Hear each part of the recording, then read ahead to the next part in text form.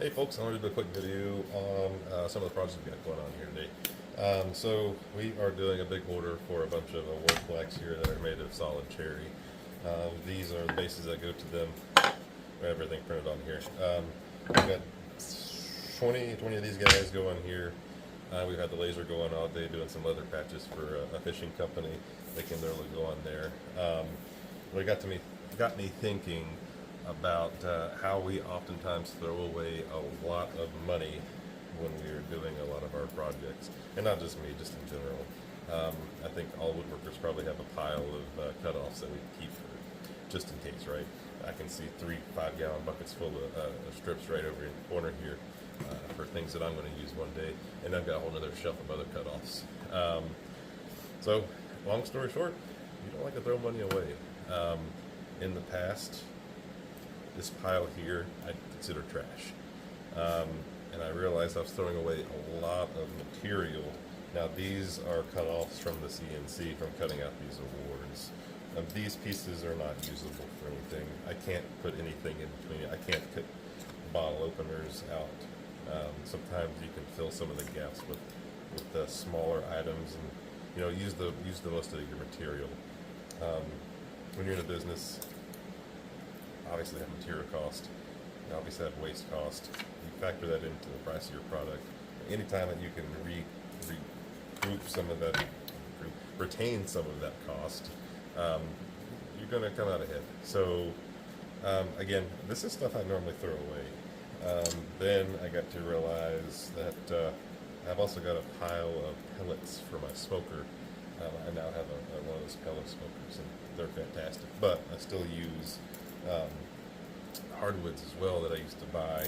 Hickory and cherry. So that made me realize that throwing this away when I couldn't be selling it. So what I've done here, so I don't have to do math in public, we use 20 board feet, 4/4 cherry to make these 20 awards. So about 1 board foot per award. Not bad. But I've also got about 15 pounds, maybe closer to 12 pounds of this stuff. I've got a 5-gallon bucket. I've already chopped it up. What I do is I take it and I cut it into 1-inch cubes, or just whatever you can get it down to. Just various sizes. I bag it up. It does really well at farmers markets and locally on Facebook Marketplace, and then we have it in our shop here locally. I usually sell that for about $3 a pound.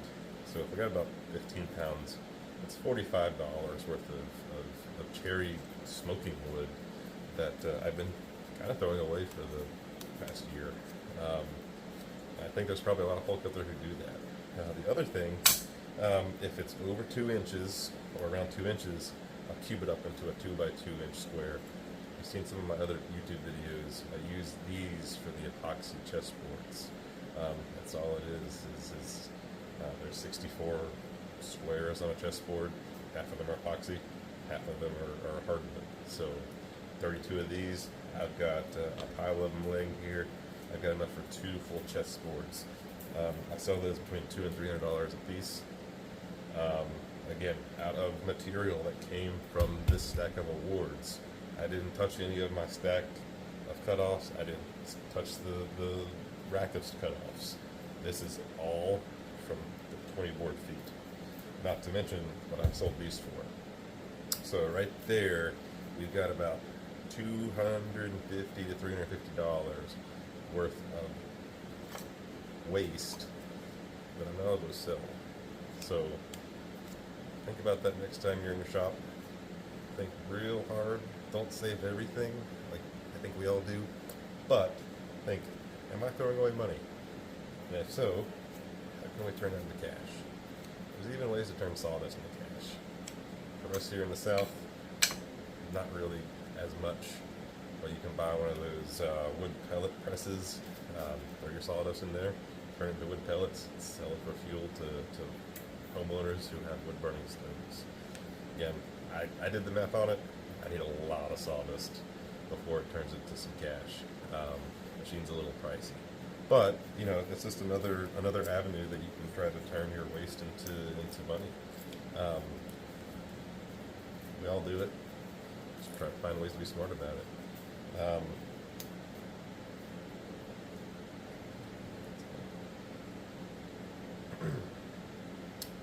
that's awkward. You know, one thing I did not know about YouTube videos is that it is extremely hard to do. That's all I really have to talk about. But I did want to point out, doing YouTube is not easy. Maybe one day I'll be as awkward doing it. I don't know. But I'm going to go ahead and leave this in there because maybe one day I'll look back and say, that was kind of embarrassing. So I'm going to leave that in there. Thanks for watching. Any questions, comments, or even suggestions, comment below. YouTube is a great place to learn. I think sometimes a community can really help build folks up, and that's what I hope this video does. Thanks for watching.